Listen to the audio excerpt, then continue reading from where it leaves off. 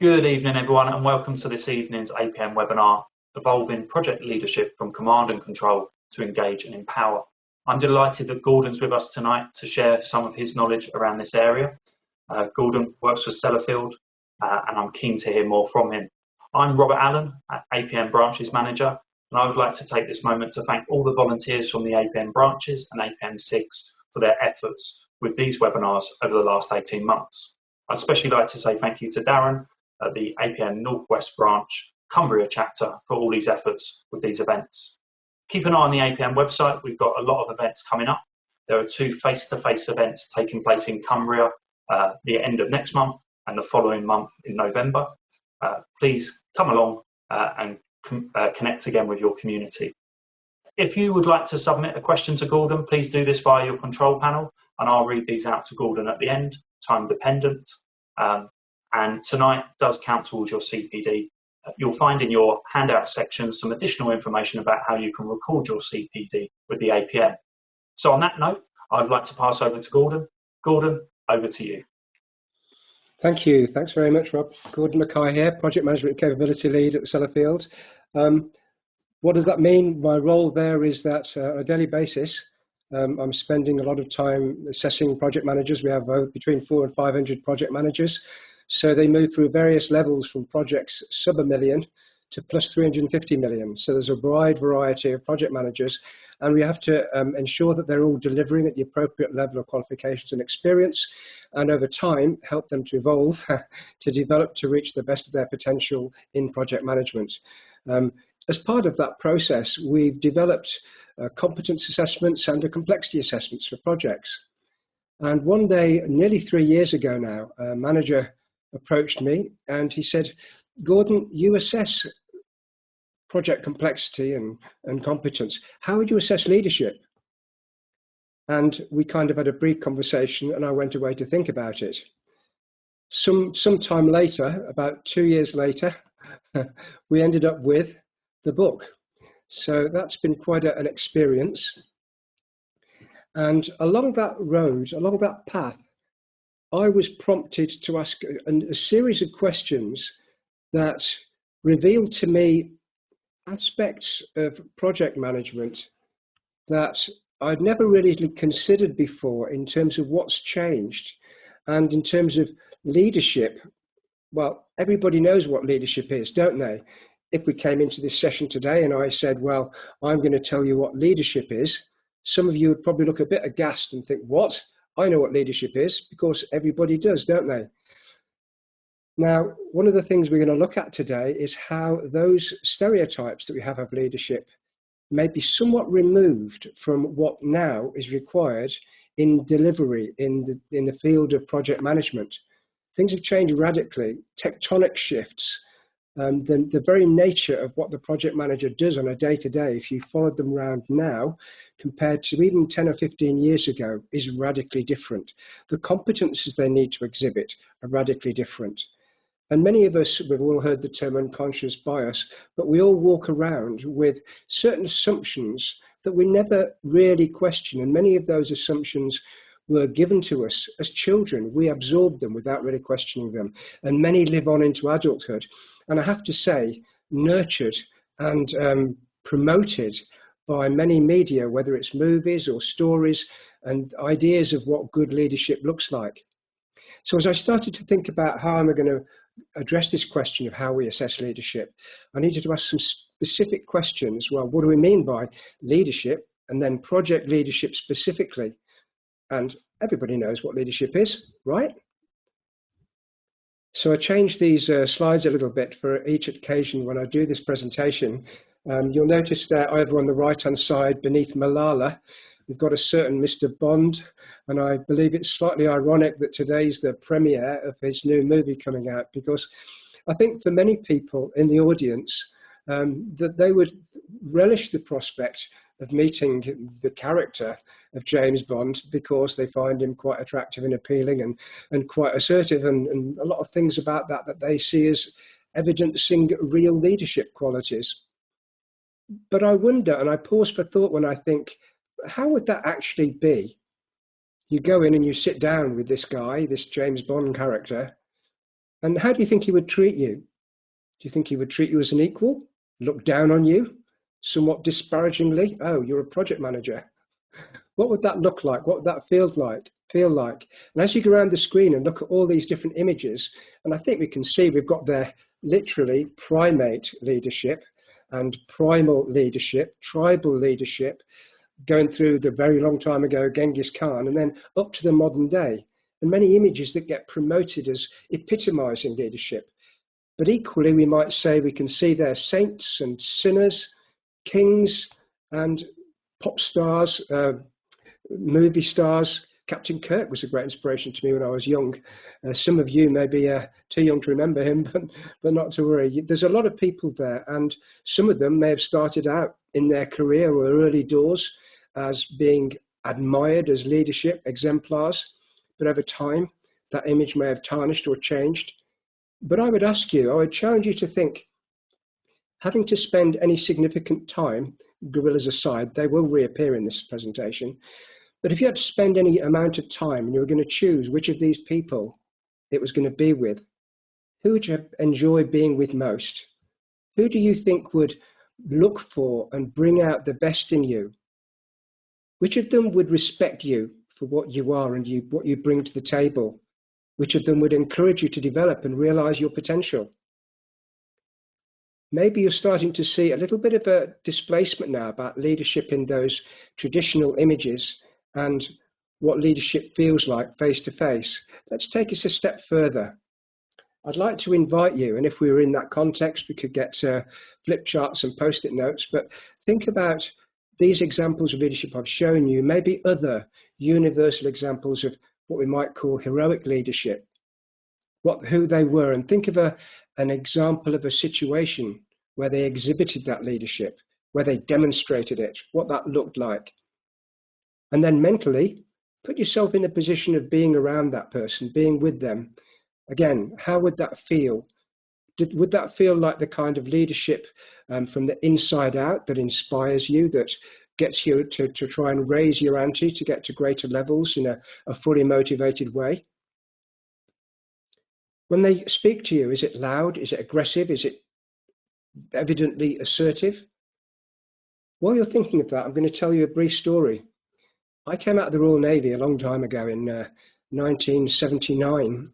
I'd done a full engineering apprenticeship, but I had no O-levels or A-levels.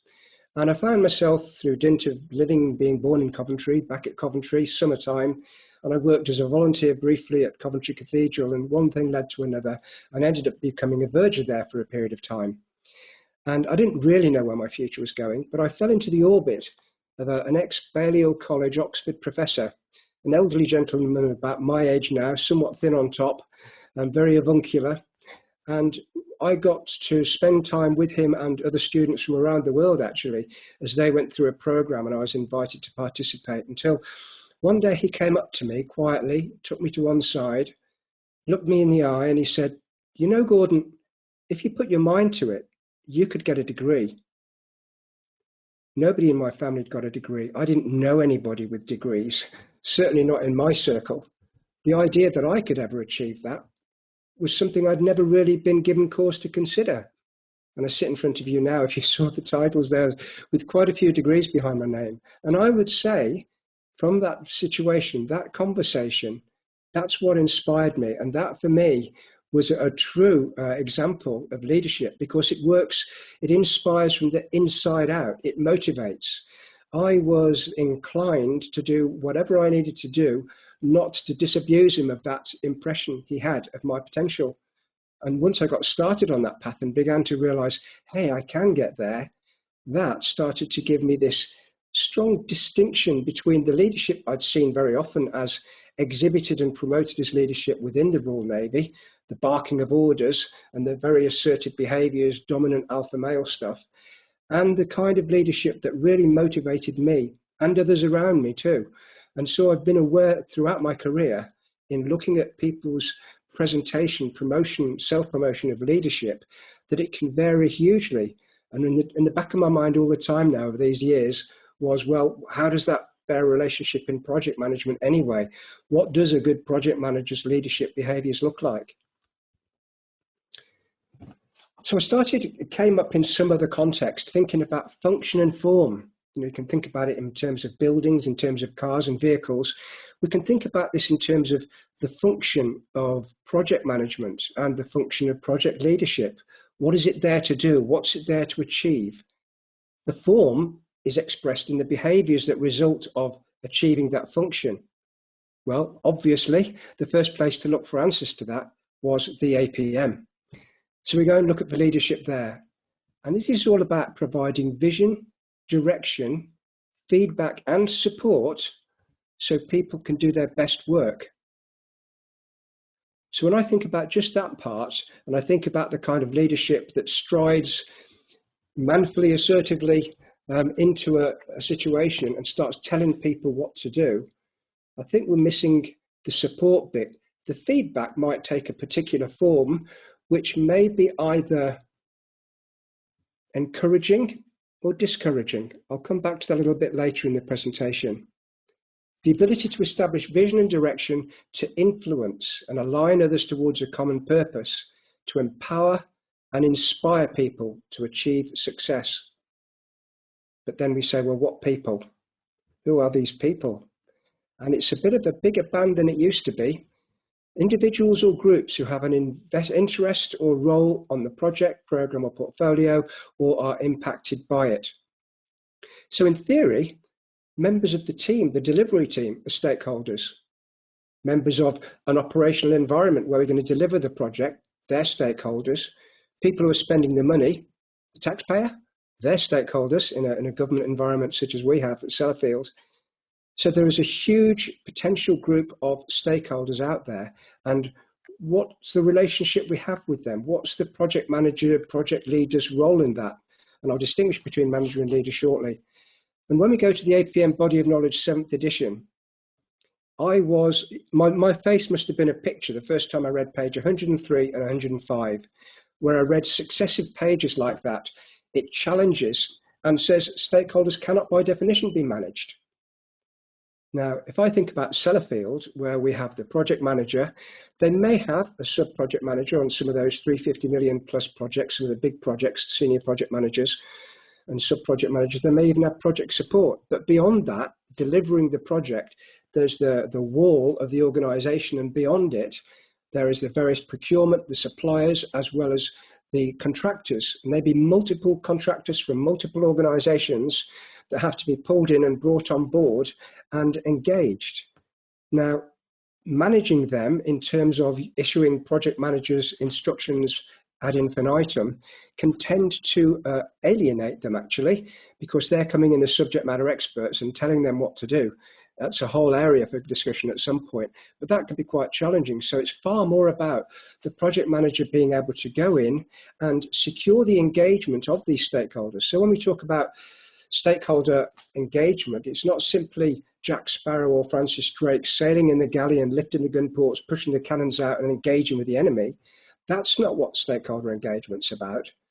It's about securing engagement from the stakeholders and between them, getting them talking to each other. For those of us who may have design groups in different areas, as we all know, we've all had that situation where they've pulled out drawings and put their wires and pipes on it and brought it together, and there's clashes everywhere because they don't talk to each other. What a central function that starts to become for the project manager and the team in getting everybody engaged and talking to each other and coming up and working collaboratively. So we need to think instead, it says, about how we understand and engage and influence stakeholders. Now that's a bit of a different focus from the traditional images of project management, of managing people, telling them what to do. And that's starting to hint at some other things that have changed. Why would the APM change this? So these initial assumptions or generalizations we have sometimes subconsciously about what project delivery is all about need to be looked at a little bit closer. On the right-hand side there, you can see the traditional greenfield delivery environment. And you can imagine the number of stakeholders in there wouldn't be that particularly high in order to go and deliver and build something there. Similarly, with one of the greatest civil engineering projects in human history, the Great Pyramids. I mean, just imagine how much papyrus had drawings and designs on it in order to build those massive pieces of architecture. And compare that with how many emails would be generated by a modern project, and print that lot. We'd probably have a pile as big as the pyramids. Things are changing radically. The guy in the middle, for those who don't know, Isambard Kingdom Brunel, a fantastic engineer who built many great engineering projects throughout the UK. And the times in which he delivered, he was the subject matter expert.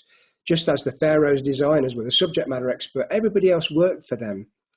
What we had were traditional project delivery, as it shows in the top left there, the project manager in charge of a functional organisation structure, and everybody delivering on the project, and I mean delivering, actually going out there and doing this stuff, was largely within the organisation.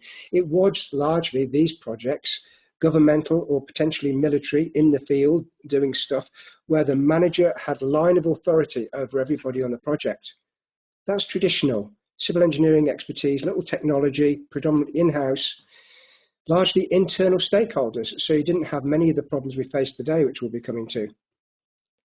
And this was an ethos that developed and in many ways built up people's ideas of what project management looks like, of even what leadership looks like. The workforce largely manual with artisan skills, and the expected behaviours were obedience and full compliance. I remember joining the Royal Navy, and I was there and people barking orders in my face, as you've all seen on the screen or whatever, and not expected to think for myself. Only over time did that change. And obviously the Special Forces now, they're on first name terms, and they're actually taught to take their own initiative, and that is growing as well, I know, throughout the military. But in terms of organisations then, the structure and the form of project organisation has moved away. There's not many organisations that deliver the full project from within the organisation now. It's moving to more the kind of model I was describing earlier. Here's another thing. So we've touched on there, and I invite you to hold these things in your mind. The organisational structure, the form of delivery has changed. That's been driven by something, which we'll come to. What's also changed is the environment. Those of you who've done the APM PMQ, thoroughly encourage you to do it. If you've not, get familiar with all the language and the concepts for the APM and project management there. They talk about something called PESTLE, P-E-S-T-L-E, and you can see what that is here. These are the factors in the delivery environment itself which may influence and affect the project during the time and delivery towards what we call the iron triangle, which consists of what most projects are there to deliver to: cost, time, quality and scope. So that's the target at the end of the road. And traditionally, those greenfield sites I described, the guys out there, the political environment, it wasn't really going to influence the delivery of your project. Sociologically, things were most of the time largely stable. Technology, until relatively recently, technology was something you bought in a packet and screwed on the wall. Only in my professional life has it become something that infuses and pervades every discipline. Mechanical, chemical engineering, electrical, there's technology everywhere, and it's talking to each other. And touch one thing, like designing an airplane, and it ripples through and cascades to everything else. In fact, what it looks like is something quite significantly different. I often talk, when I'm talking about project complexity with the candidates that come to me for SQUEP assessment, about the gorilla in the mist that emerges with a hammer to knock your iron triangle for 6. This is uncertainty in project delivery, and it is what increasingly means that there's a level of naivety that says, I'm going to design this project now, and over the next 2 or 3 years, I'm going to follow this scope, this baseline, and this is what my spend's going to be like, and that's exactly what it'll look like at the end. The experience we've all had over the last 12 to 18 months shows increasingly that we could add biological to that, but let's just say it's in the environmental. It's that gorilla in the mist coming out and knocking the sledgehammer for 6. Technology's changed fantastically. We've got the Internet of Things now, where everything's talking to each other. Politically, I've got a chameleon there instead of a gorilla. I wonder why. I'm sure many of you can relate to that. The changing faces that we get and the uncertainty around that. So our path to delivery now is increasingly challenged by what I call, and this is not a Gordon thing, you can Google this, an increasingly VUCA delivery environment. It's volatile, it's uncertain, and it's complex, and it's ambiguous. And what it does, it introduces uncertainty. We can measure risk. We know what risk looks like, and we can account for it and take steps for it. But increasingly, that uncertainty is something which is like a black swan, From the outset, we don't know what's going to be coming down the line, and it may come as a challenge to any of those subject matter experts in any of those multiple disciplines that characterize so many of our projects. The project manager is not going to have enough qualifications to answer all those questions. So increasingly, unlike Isambard, we're surrounded by subject matter experts. We have to rely on and defer to their seriously more in-depth experience. And even for professionals today, as you all know, and the APM promotes, we talk about continuing professional development. What I'm talking about today in terms of leadership reflects a kind of continuing profession development. The APM body of knowledge has moved forward recognizing this. So each professional must be prepared throughout their life just to keep up with technology alone, to take serious steps to try and stay abreast of what's changing in project delivery. So there's a real challenge here. I've talked about changes in organizational structure. Some of that is driven by this VUCA pestle, as I call it, the volatile environment. Some of it's driven by other things, by the fact that within organizations, we don't have the skills, the experience, the ability to deliver these increasingly complex projects. Therefore, we're having to go outside the organizational boundary. To give you an idea, and it's not a picture of Sellafield in the top right-hand corner, many of you as project managers will relate to this. I'm going to go and deliver a project in the right-hand corner, in behind some of that scaffolding and whatever in there. I'm going to put something in, take something out. You can just imagine the number of plans and communications and stakeholder engagement that's going to be needed, project management plans, we call them PMPs, inside Sellafield, where we're actually going in and changing the nature of the environment for which we need buy-in from operations. On the bottom left-hand side, we've got HS2 there. You can imagine building a railway line and trains. There's nothing that novel in the technology, but by golly, just imagine how many stakeholders there are along that line. People who are only too happy to come out and shut the door and say, no, you're not having my piece of land, or you can't do it until. Similarly, in the complex environment in the city there, you can see in the bottom right-hand side, or there is an external picture of Sellafield top left there. Getting the permissions, getting the buy-in to do what you want to do, how you want to do it, where you want to do it, and so on. Each of those Rudyard Kipling 6, who, where, why, what, when, how, is a real challenge, and it can take up a significant part of the time in delivering a project. And not only that, but over time, these things may change. In Sellafield, we can be working within outages, which says you've got between this date and that date to do it. And oh, and by the way, you've got to wait for another project to do something before you can go in and do yours. Or you've got to get it done by that date because another project's relying on you to progress their project. So this interdependency is ever more a fundamental factor in project delivery. So we're contracting out delivery. We've got that VUCA pestle, technology and big data. As I say, just imagine printing out all that stuff that we're generating for each project. Increasing delivery complexity, systemic interdependency, and that's in delivery, what we're going to do, how and when, as well as the deliverables themselves. You start getting something built that's going to take 18 months, and the technology goes from Windows 10 to Windows 11. That's coming, so many ways in which that can impact. So all of this, I began to realize, was seriously impacting, guerrilla sledgehammer again, my notions of the function and form of the project manager stroke project leader. In fact, it was clearly moving away from management, somebody who's telling everybody what to do, towards now leadership, somebody who's inspiring, aligning, getting people engaged, influencing people. Now we're seriously in the domain of leadership, and not leadership in that general heroic sense, the traditional sense, but something else, a different function and a different form of behaviours. In fact, some of those traditional behaviours, and I'll give you this example, if in our operational environment, a project manager adopts the James Bond pose, as it were, strides into operations and attempts to tell them, no matter how assertively, that this is what I'm going to do, this is how I'm going to do it, this is when I'm going to come in, and you guys better be ready. What you're going to get in response, as anybody who knows it's they're full about laughing, it's not going to happen. And what's more, you've just seriously undermined your chances of getting what you want, how you want, where you want. The skills that need to be deployed and applied have to be not seriously and not eliciting those counterproductive behaviours. You've got to be able to go in there and get these people engaged and on side. And as I always say to people, the first step to getting collaboration is striking rapport. establishing rapport, and the first step to that is mutual respect. So where are we at? The left-hand side, the traditional forms of organisational structure.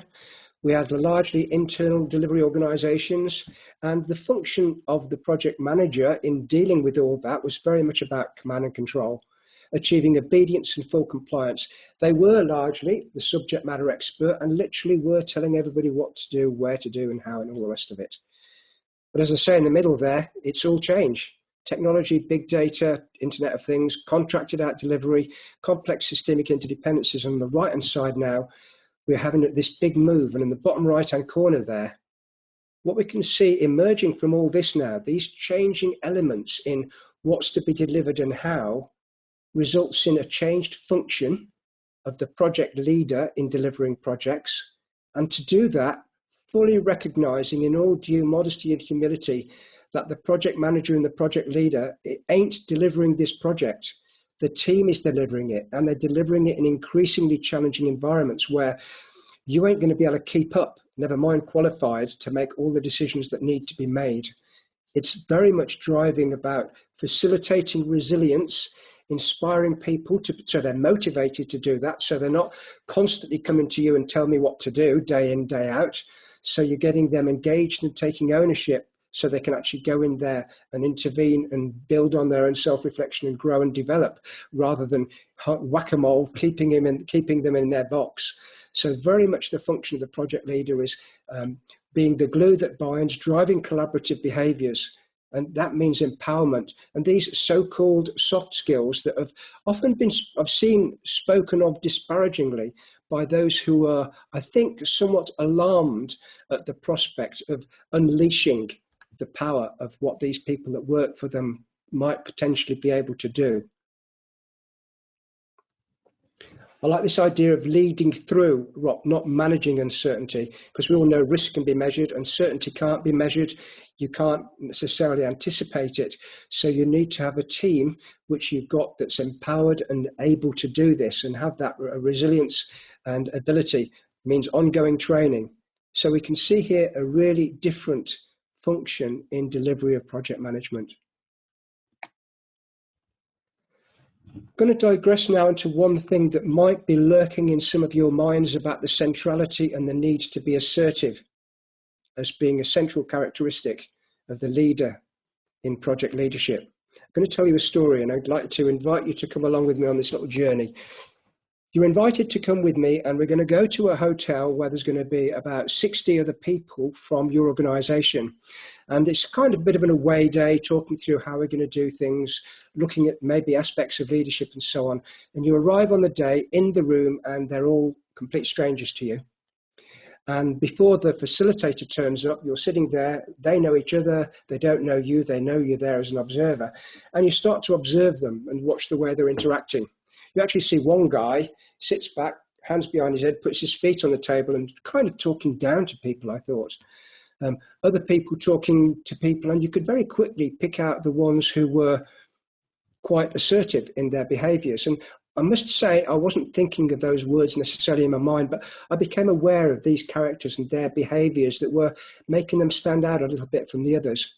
And then the facilitator turned up. We got introduced around a little bit of what we're going to do in the day. And at some point he said, okay, break out everybody. I want those of you who'd like to talk about assertiveness to go over to that flip chart and write a little bit about that. And there were several other flip charts around the room, and everybody stood up and broke up to move off. Now I noticed early doors that there was two he's and a she that I thought were particularly quite dominant, assertive people.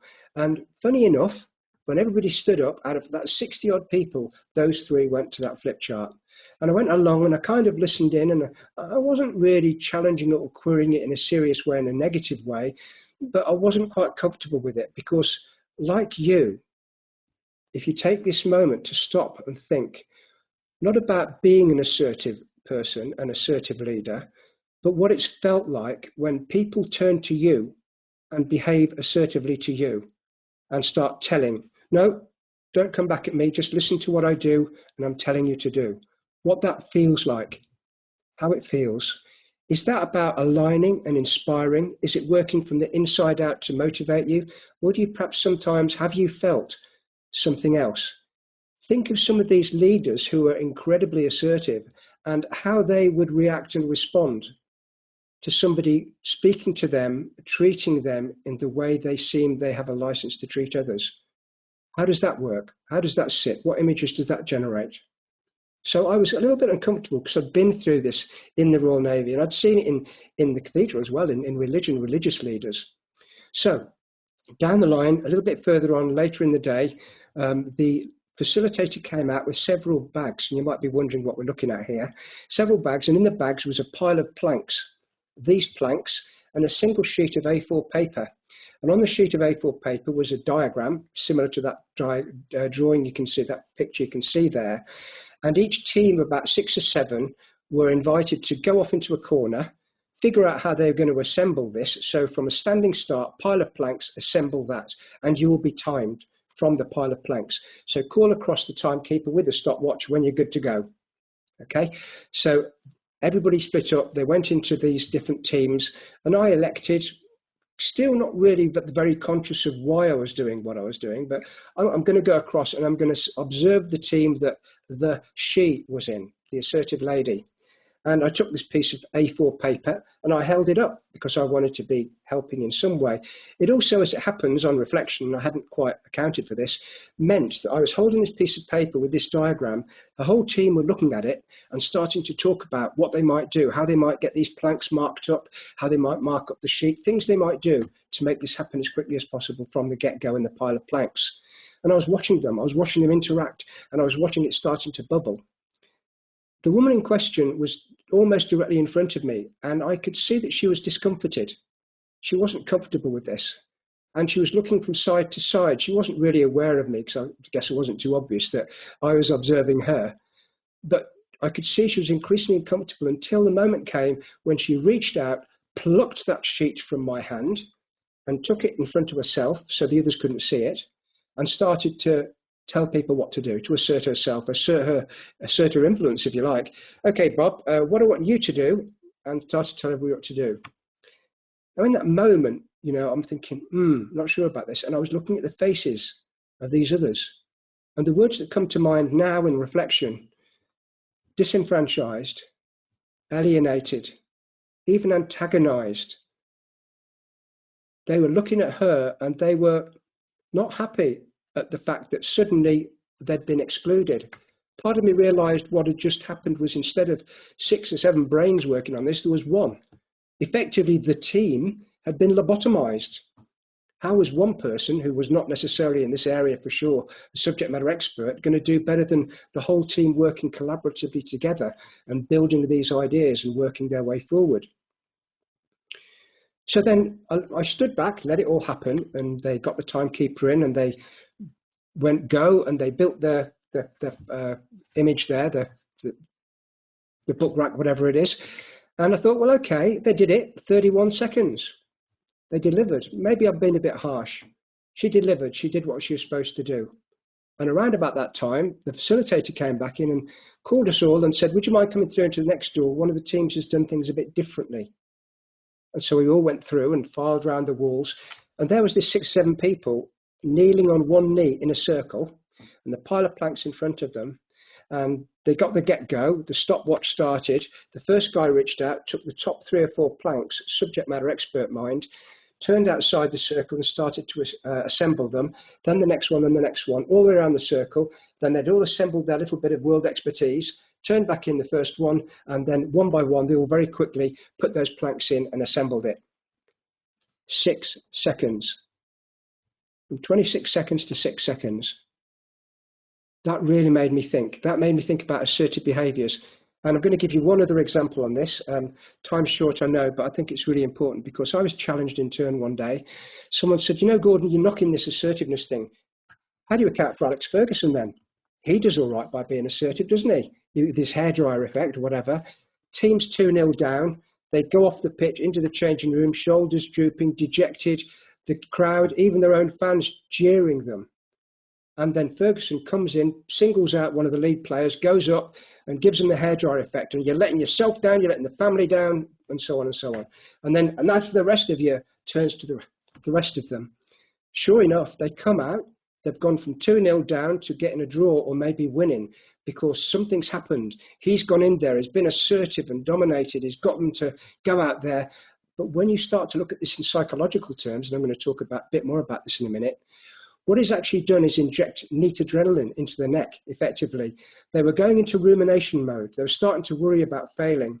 They were starting to forget about all the things they'd trained to do, the motor skills, getting into the flow. They'd lost it. What he did was pull all that together. And for that short 90 minutes of the game, they were able to sustain it and get back on form again and do what they could really do well. And part of that was built, of course, on a good relationship with Ferguson. They knew they could trust him. They weren't taking it personal, what he was doing in that context. So there can be a place, buildings on fire, everybody out when that assertiveness comes into play. But for most of the time, the majority of the time, what the project leader's got to do is facilitate the power, the engagement of the full team to do what they do best and even better than they can do. So that's a little hold along the way. This was the next big shout out, big call for me. There was one moment with the APM moving from stakeholder management to stakeholder engagement. This was a real wake-up call for me. David Rock, with the SCARF model, has highlighted the fact that if you put somebody into threat mode, which you do by challenging, threatening their status, certainty, autonomy, relatedness, and fairness, and this is when I refer you back to what it feels like when somebody gets assertive with you, then what they've done, and this is beyond all question or opinion, this has been demonstrated through neurological science. This is a fact. It inhibits perception. People go into tunnel vision. Their ability to solve problems and think creatively is undermined. For some so-called leaders, this is good because it means there's less challenge. That's not what we're looking for in project management and project leadership. We're looking to realize the potential of every individual in the team and of the team working collaboratively. We've got to get away from this antagonizing, alienating, disenfranchising. Those threat behaviors are actually counterproductive. So they're actually something which we should all become aware of. And when we see other people behaving that way, be prepared to challenge it and think about it. Is this really what we want to see in project management? Whereas on the right-hand side, you need to do more of it, which is why the green arrow is a little bit smaller. But we need to drive engagement, the willingness to do difficult things. It doesn't happen overnight. But equally, the coaching that's needed in this isn't a case of having to spend half an hour every day. Before the meeting, turning to the person that works with you or for you and saying, what do you think is going to be the important things in this? What's going to be your focus in this? Or at the end, how do you think that went? Those little conversations throughout the day, throughout the relationship, builds people's trust and respect. The first time you call somebody in, and instead of simply telling them what to do, start to show a bit of interest in them and their family and their background and what their aspirations are, they will start to see you in a different way. And if you get it right, you get to that position where, and this is key, the title of leadership is bestowed. You cannot command that somebody sees you or treats you as a leader.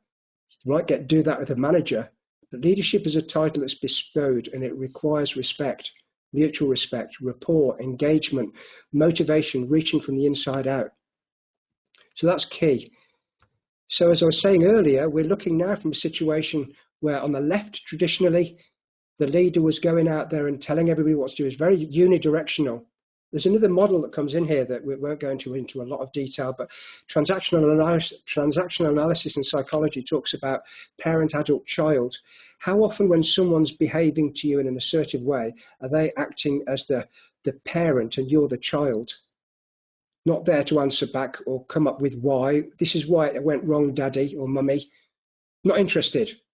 They're only interested in, get it done. They're not interested in the reasons why. There's no empathy there, completely lacking. Two adults talking to each other is what we see on the right-hand side. We touch a little bit in a moment about on the Hershey-Blanchard curve of development. It talks quite explicitly about the beginning of the relationship as a leader with somebody that's working in the team. I don't like followership. Somebody that's working in the team is to take through that directing stage. If I'm going to teach you to play golf, I'm going to have to show you how to hold the club. There are moves in the dance, steps in the dance, delivering projects, whether we're dealing with risk or quality, whatever it is, there are processes that need to be followed. You can assume and adopt a directing form of interaction, not face-to-face in an assertive, bold way that diminishes the other person. But as it shows on the right-hand side, you don't have to physically touch them, but in a way that elicits that sense of working together towards a common goal. And that's what leadership is. It's pointing to this. This is how we can do it. I'm here to support you, help you achieve that. If there's any way I can help you do what you do better, tell me. I'm here to support you. I need you to do that, to be able to do this. Recognizing that in the team. It's very powerful. So I started off on this by saying, lead as I would be led, treat others as you would be treated, which is a fair call. But somebody pointed out quite rightly, depending on where somebody is on that Hersey-Blanchard curve, they may need something slightly different. So you can be assertive in a directive way, as I just described, but you have to be very careful about not crossing that line from adult into parent, because it's likely to alienate, disenfranchise, and antagonize. And it won't drive motivation or that perception of you as a leader. Rapport is critical, and you get that through two-way interaction, driving mutual respect into collaboration. Each of these slides we could talk about probably for an hour. So I'm going back to the question. I've taken all that stuff on board now to answer the question I was originally asked. And I'm going to get to a point where I'm going to be able to assess leadership behaviours. And what occurred to me, I woke up one morning, literally at 3 o'clock in the morning, this model came together. I don't know where it came from. As far as I'm aware, it doesn't exist out in there anywhere else. But I guess I was mulling on all these things, thinking, what would I be looking for in a leader? What kind of questions would I be asking? So I'd kick off with insight. For a start off, that insight needs to be into me. The willingness to hold a mirror up to myself. Look at that. Some of you may have heard of the curve where you go out there and you assess yourself and identify the gaps, the Johari window, the blind spots that you've got that you don't see that other people see in your behaviours. You get this in some leadership assessment schemes. Insight into myself. What are my strengths and weaknesses now? What have I achieved and accumulated? The foresight bit, looking forward, where do I want to be in 6 months, in a year, in 2 years? What kind of project manager? IT project manager, an agile project manager, lean? What does that look like? And then what does the project and the work I'm doing demand? Foresight. What do I need to do with my skills, my ability, continuing professional development? And then that will then drive a bit of a vision for myself. So I'm driving through this model quite quickly. Again, we could have a session on this in and of itself, and it is covered in some detail in the book. So insight into myself, foresight into myself, and a bit of a vision for how this all comes together. And when you get that, you've got situational understanding, situational awareness. Where have I come from? Where am I now? What does that target look like in the future? The situational understanding is building in a level of maturity and appreciation for what the steps in the dance are. What are the goals, the obstacles, intermediate that I need to achieve to get to that final endpoint? So I do that for me, and then I do it for the team, and then as individuals, and then I do it for the team as a whole. So I'm sitting now, and imagine the shock it's going to come with some of my team members who are used to being told what to do, to come into this scenario where I'm going to have a conversation with them and start to open the door on their potential. And where do they see themselves now? Where have they come from? What are their aspirations? What can we do to develop them and take them forward? So I'm getting this building of this insight, foresight, and vision for the individuals. And then I stand back, and this is when I go into my Tuckman mode, forming, storming, norming, and performing, again, part of the APMQ. Where is this team in developmental terms? And how much does it change each time somebody joins or leaves? So this isn't a one-off exercise, folks. We're going around this whenever something changes, and it's likely to change on an ongoing basis. So steps 1 to 3, me, the team as individuals, the team as members, insight, and then foresight, then vision. And we may need to come back to this over time. And what that's going to result in is some form of record keeping for the project leader in where they are with all this. And every time something changes in terms of project scope, it may impact on this. Every time something happens in the environment out there we're delivering in, it may impact on this. Every time something happens with an individual member of the team, oh, you weren't aware of that his wife just had a baby? Why not? So there is all these things which we're starting to build in. These are the so-called soft skills, developing empathy, the ability to not be threatened by going out there and seeing other people as people. because only then are we going to realize the potential that they bring to the team. And I can tell you that the wonder of starting to get to the point where you can stand back and watch with a sense of wonder as the power of that synergy and that collaboration starts to take hold is incredible. I remember a project, I had a very short 7 weeks to deliver it. I got the team working and I was driving home, and have you heard a piece of music called Top of the Morning by Mike Oldfield? Starts with a single piano and then grows to a full orchestra. I'd reached the point I realized where I could drop dead and this project was going to be delivered. They were fully empowered, fully engaged, fully motivated, and they wanted to get it over the line and show what they could do. And that's what the function and the form of leadership behaviours increasingly looks like. I'm keenly conscious that the Coaching for Performance book, it talks about the principles of coaching and leadership, and the GROW model that comes from it is a key function in project leadership now. We have to be coaching the team using these skills. For those who are familiar with the GROW model, it's all about the steps you can take people through to realise what can be, from having an initial goal to what can be. Tuckman I've touched on, Hersey Blanchard. Again, here's my encouragement to do the PMQ if you've not done it. There's the GROW model. I'm kind of accelerating through now. I've got a limited amount of time and I want to give you some time for questions or answers. That's a very powerful model, and coaching the team is a central function of the project manager. I've touched there on the sort of lot of overlap in many ways between the team moving through the Tuckman stages of forming, storming, norming and performing, and individuals, and how that's a balance that's changing all the time in relation to the stages of project delivery, what's going on in the environment, individuals training and developing. So it's not, you can't sit down at the beginning of a 2 or 3 year project and map this all out and say, I'm on top of it. You're not, because it's showing a level of ignorance about what could be in terms of developing your team. Because let's face it, as a project leader, the more I empower my team, the more I can start to stand back and build up that strategic view and go out there as a boundary spanner, making sure that all these people are talking to each other and doing what they need to do, rather than getting held up and knotted into the detail. This is a great one. The area where I work quite big on this, the Cartman drama triangle. We did actually have a presentation some of you may have seen some time ago on this subject, but I remember somebody coming to me after seeing that presentation on the Cartman drama triangle and say, oh, I don't see how this applies. And a couple of days later, having come out of a meeting where they'd seen people go into persecutor, victim and rescue mode, was quite enlightening, and you can see it. Some people, if you start to ask any question in a meeting, they go into victim mode and try and make you feel guilty. And it works the other way as well. They'll accuse you of being a persecutor or picking on them. So this is quite a powerful thing to understand, because understanding you've gone into that dynamic means there's some very primitive, primal neurological behaviors that are starting to take over, and you've got to break the cycle. That's what this teaches us. It's not something you need to be stuck in. Listen, hey, let's go and get a cup of coffee and talk about this. There are very, very clever ways in which, oh, all right, it's suddenly treating me as a human being again, and it can break that cycle. So it's a powerful model to look into anyway. So bringing all this together then, we've found a way of assessing leadership. We've found a deeper understanding and appreciation, I hope, of the way that the function of project leadership, away from project management, is driving behaviours and what the form of those behaviours look like.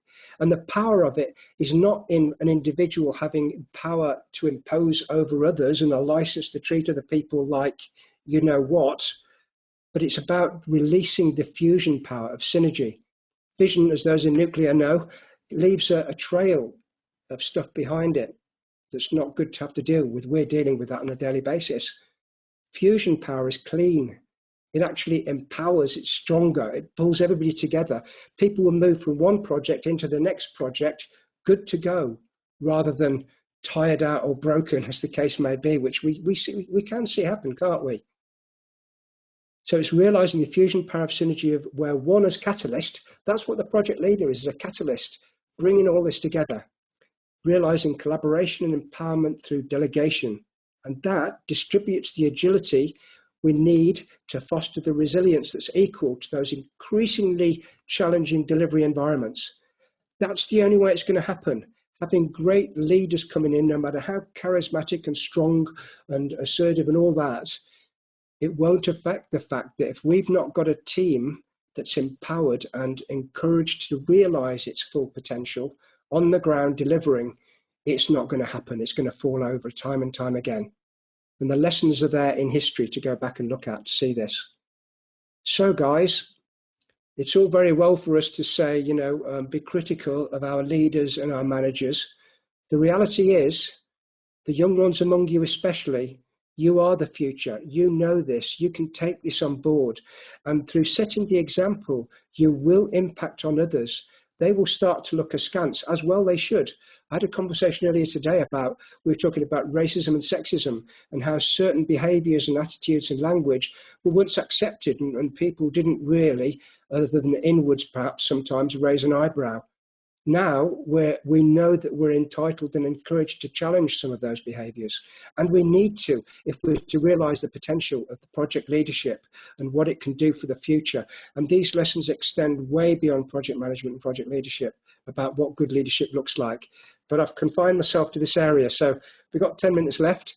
Thank you very much. I'm going to hand you back over to get the questions in and come off the screen. So thank you. Excellent, thank you for that, Gordon. Some great information shared. I've made some notes to help myself out as well. I can see that I've just popped up on screen. What I'm keen to get from people, I'll just share my screen. It would be great to know what you're taking away from today's event. So if you can go on Slido and post some little comments, that'd be great. But what I do, Gordon, I'll dive straight into the questions now. So our first one is from David, who says, "Hi, Gordon. I totally agree with leadership based around relationship building, soft skills, communication and influencing. As a leader using these skills, how do you lead like this if the existing environment and organisation hierarchy are more authoritative and assertive?" I think there are two approaches to this. One is if by some misfortune you fall into the orbit of somebody who's a narcissist, you ain't going to win. Get out. That's one side of this. The other side is a bit more positive, and what I prefer is happening, because there ain't too many of those narcissist guys, right? And that is to set the example, as that last slide showed. Get out there and show the power of a project delivering. The people around you will start to realise that you are approaching them not as gophers, but as people you want to realise the potential in. And that whole dynamic will change, and others will start to see as well. So it's a little bit like the yeast in the beer or whatever. Be the example and develop and grow in that way, because it's not just a case of maybe this will work. It's bound to work better than the other way, especially increasing complex and delivery environments. It's going to show up in spades. Excellent. Thank you, Gordon, and I hope that helps. Mike has asked, what recommendations would you give to a leader whose team say they want a tell leadership style and who appear to think that a more facilitative or empowering style is wishy-washy and may even diss your leadership approach? Yeah, well, that's going to be a difficult one as well. When I was writing the book, I had to think very carefully about who the audience was and where you can make the difference. There can be at the executive level downwards within an organisation an endeavour to make these changes and impact them from the top down. Equally, again, from the bottom up. And if your team don't initially see that, then it is your job to start to encourage them on a one-by-one basis to realise and appreciate the benefits of moving forward. I mean, it is a little bit, sorry to say this, but when you've got dogs or you've got children, initially they might choose to ignore and disregard. So there's a little bit of reward in here as well. Starting to say to people, hey, you know what, you did really well. That was good. I really appreciate what you did there. Thank you. And that showed me that you're capable of doing X, Y, Z. Because how often do they get that in their pre-existing thing? And it might just start to raise the lid a little bit in terms of where they might go, what they might be able to achieve. So it's starting to paint the picture. I think selling's too hard a word, but you can certainly start to paint an image which shows things they might not have been aware of, what the benefits might be to them. Because many of the things, particularly in our domain of project management, you master these skills and it carries over into every aspect of your life. Excellent. Thank you, Gordon. I was just having a look at some of the key takeaways people were taking away, and leadership needs to be flexible. It's all about people. People are unique. So it definitely looks like some people are taking away key information from tonight. I know you talked about tools, and I suppose this is really a question from myself. Obviously, with COVID and people working from home, and we don't have that person-to-person in the office environment, do you think leadership has altered because of COVID and talking via computers, and it might look slightly different? Is there a different approach that's come out of COVID? Yeah, I think that's a really good one. And I can imagine for some people, the reason they want to get people back here in an office is their form of leadership requires they're keeping an eye on people, and the people, panoptic in effect, know they've got their eye on them. However, where somebody moves into the zone of leadership, it means that I know when that camera goes off, that person is conscientious, is they're committed, I know I can trust them, they know I respect them, that I'm trusting them, and they're motivated from the inside out. And that's where this change comes in. So this is where the effective teams are those where the leader has that kind of relationship, has developed that kind of mutually respecting, reinforcing, supportive relationship.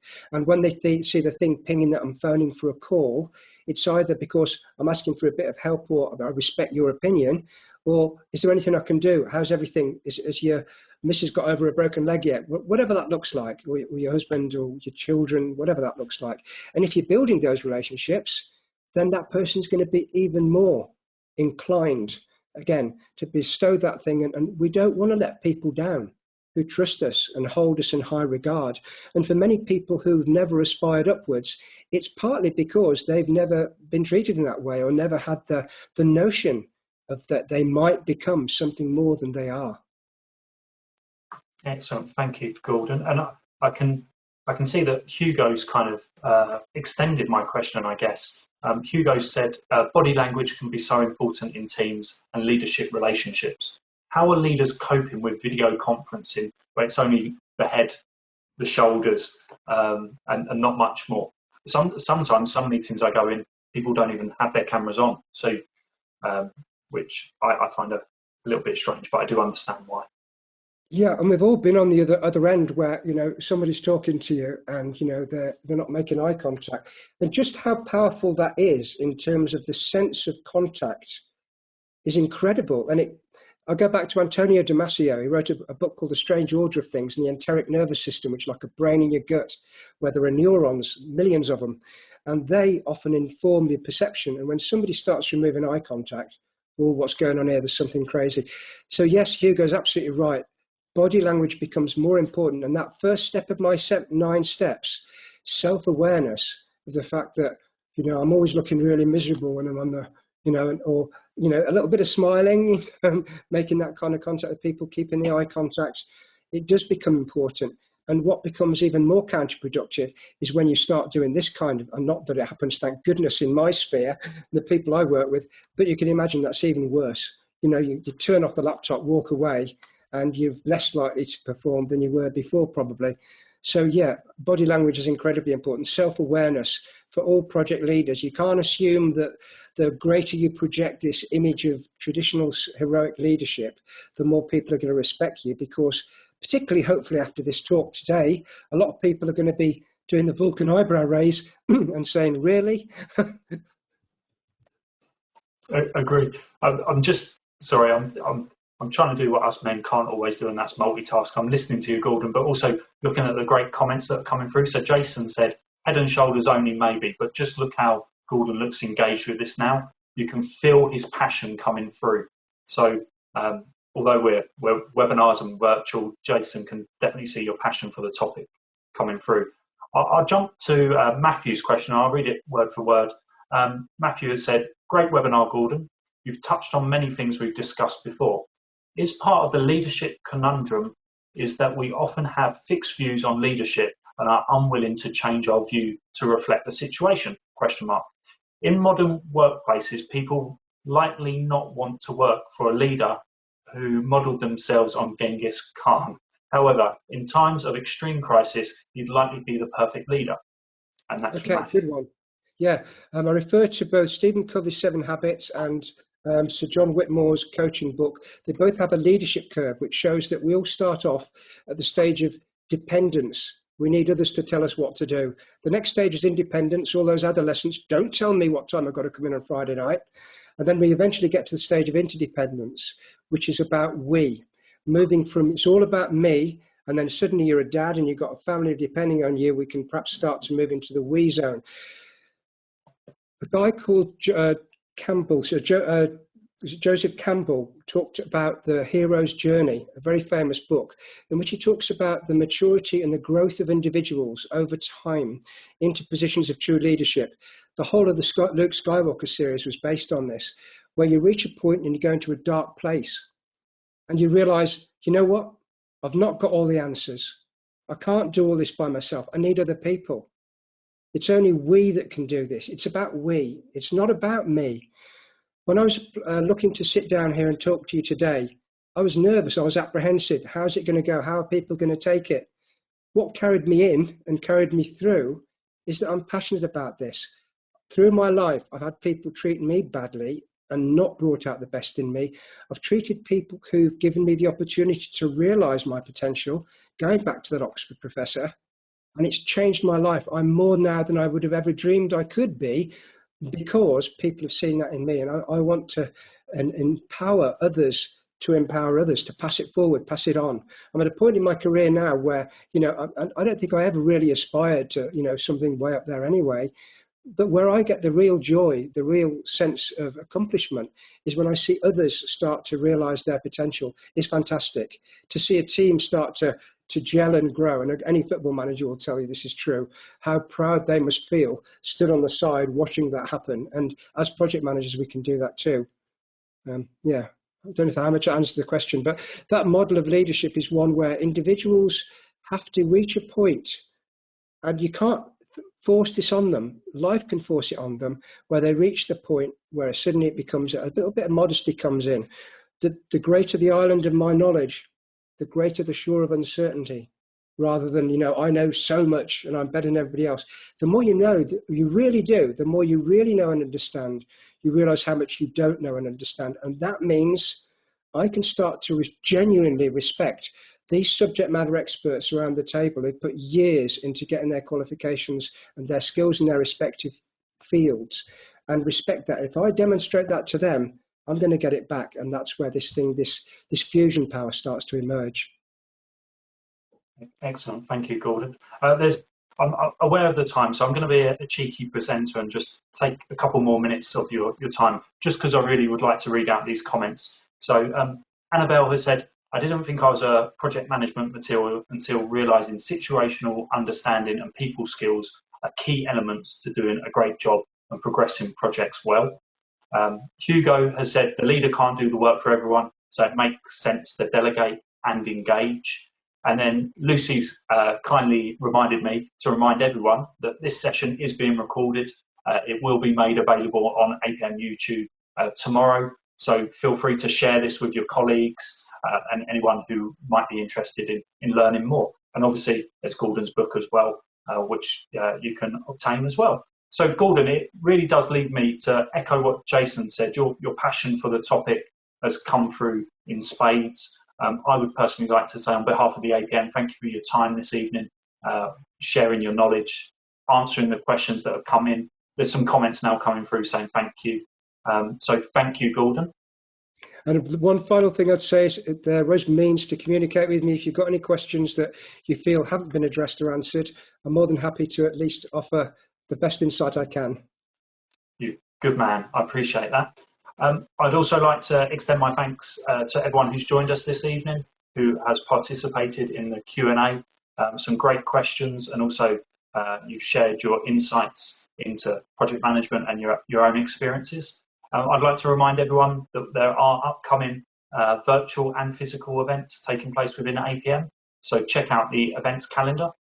If you're based in the Northwest and would like more of a networking conversation piece, we have an APM Northwest branch virtual meetup taking place on the 26th of October.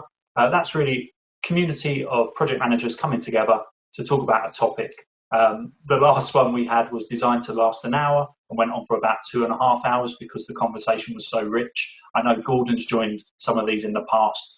So there's a whole host of activity, and we hope to see you soon. So enjoy your evening, everyone. Keep well, and thanks again. Thanks, Rob. Thanks, everyone.